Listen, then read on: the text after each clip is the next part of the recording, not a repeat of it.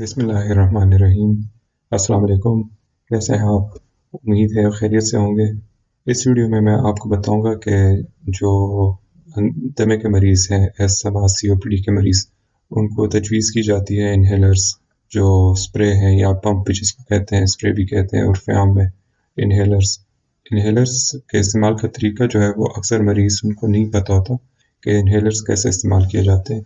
तो उससे ये होता है कि जब वो गलत इस्तेमाल करते हैं तो दवाई की पूरी मिक़दार फेफड़ों तक नहीं पहुँचती, जिससे दवाई भी ज़ाया होती है और असर कम होने की वजह से जो मर्ज़ कंट्रोल भी अच्छा नहीं होता और मरीज़ जो है वो बार-बार डॉक्टर के पास जा रहे होते हैं या अस्पताल के इमरजेंसी में चक्कर लगा रहे होते हैं। तो मर्ज़ को अच्छा कंट्रोल करने के लिए बहुत ज़रूरी है कि जो इन्हेलर है उसका सही तरीक़े इस्तेमाल आपको पता हो। बहुत मुश्किल तरीका नहीं है, लेकिन थोड़ा-सा आप इस वीडियो को गौर से देखें। मैं आखिर में एक वीडियो है जो कि जिसकी आवाज़ म्यूट करके मैं आपको दिखाऊँगा क्योंकि वो कॉपीराइट्स होते हैं, तो उस वजह से फॉर एजुकेशनल पर्पसेज़ ये एक वीडियो मैंने चूज़ की है, तो वो मैं आपको दिखा दूँगा एंड पे। लेकिन मोटे तौर पे मैं कुछ स्टेप्स आपको बता देता हूँ। उसमें सबसे पहले तो ये है कि जो इन्हेलर्स हैं वो इस्तेमाल करने से पहले आप बिल्कुल सीधा बैठें और उससे ये होता है कि जो आपके फेफड़े हैं, जब आप साँस पूरा अंदर खींचते हैं तो फेफड़े पूरी तरह फूलने की जगह मिल जाती है। तो आप सीधा बैठें, फिर दूसरी चीज़ ये कि इन्हेलर को शेक करें इस्तेमाल से पहले, उसको हिलाएँ और उसके कैप को उतार दें। फिर आगे जो है आप साँस पूरी तरह बाहर निकालें और जो इन्हेलर का माउथ पीस है वो मुँह में इस तरह रखें कि जो आपके होंठ हैं, उसके माउथ पीस के बाहर-बाहर एक पूरी तरह सील बना लें। उसको दाँतों से ना पकड़ें, बस होंठों में दबाएँ और जब आपने साँस देखें पहले बाहर निकाली हुई है, तो अब जब आपने इन्हेलर मुँह में रख दिया, तो उसका पंप है उसको प्रेस कर लें। जब आप पंप प्रेस करते हैं तो उसके बाद फिर साँस अंदर खींचे आहिस्ता-आहिस्ता, जब तक कि आपके फेफड़े पूरी तरह हवा से भर जाएँ।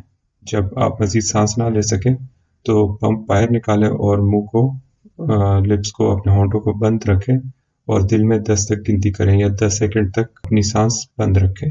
उसके बाद फिर नॉर्मल साँस लें और अगर डॉक्टर ने आपको एडवाइस किया कि 2 पफ्स लें, तो ये आपने पहला पफ लिया, अब जो है ना इसी तरीके पे आपने दूसरा पफ भी लेना है। और जो इन्हेलर्स होते हैं जिसमें स्टेरॉइड्स होते हैं, जिस तरह क्लेनिल इन्हेलर हो गया, सेरिटाइड हो गया, पल्मीकॉर्ड हो गया, तो इस तरह के इन्हेलर्स जब आप यूज़ करते हैं तो उसके बाद कोशिश करें कि कुली कर लें और गरारे करें और दवाई जो पानी है वो थूक दें। क्योंकि स्टेरॉइड्स बहुत ज़्यादा बहुत देर तक इस्तेमाल करते हुए गले में ज़ख्म हो सकते हैं। तो इस तरीके से कुली करने से वो ज़ख्म नहीं बनेंगे।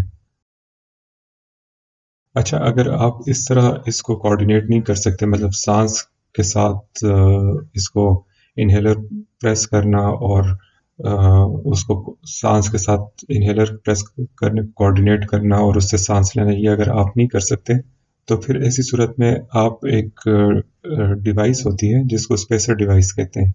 ये कोई बहुत हाई-फाई चीज़ नहीं है। ये बस एक तरह से समझ लें कि एक बोतल है, जिसके एक सिरे पे आप ये तस्वीर में भी आपको नज़र आ रही है, एक सिरे पे आप इन्हेलर को इंसर्ट करते हैं और दूसरी तरफ उसी तरह माउथ पीस है जिससे अपने मुँह में यहाँ से दवाई खींचते हैं। तो इसमें फिर वो जो है, जिस तरह मैंने पहले उस हिस्से में बताया कि आप साँस बाहर निकालते हैं और फिर प्रेस करते हैं पंप और फिर उसी के साथ आप साँस अंदर खींचते हैं। तो इसमें उस तरह कोऑर्डिनेट करने की, टाइम करने की इसमें ज़रूरत नहीं है।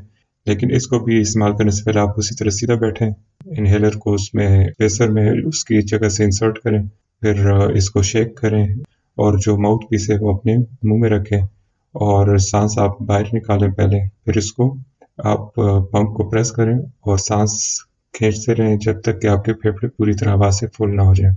फिर उसी तरह ही स्पेसर निकाल के आप अपने साँस को होल्ड रखें 10 सेकंड तक और फिर नॉर्मल साँस लें। और जब आपने पंप प्रेस कर दिया, तो उसके बाद ज़रूरी नहीं है कि आप एक ही गो में दवाई को इन्हेल करें। आप उसको 2 हिस्सों में भी कर सकते हैं, मतलब आपने साँस ले लिया, फिर दोबारा उसमें माउथ पीस निकाला और फिर दोबारा माउथ पीस लगा के दोबारा साँस अंदर खींचे। ये है इसका तरीका इस्तेमाल। अब चलें मैं आपको ये वीडियो दिखाता हूँ। इस वीडियो के पहले हिस्से में आप सिंपल इनहेलर का तरीका इस्तेमाल देखेंगे और फिर दूसरे हिस्से में स्पेशल डिवाइस के साथ।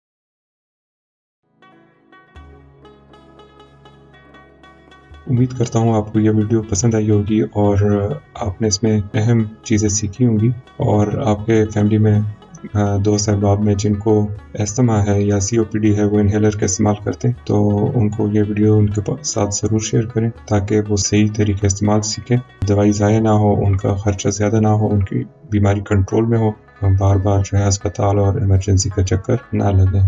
तो चलें, अपना ख्याल रखिए। अस्सलाम वालेकुम।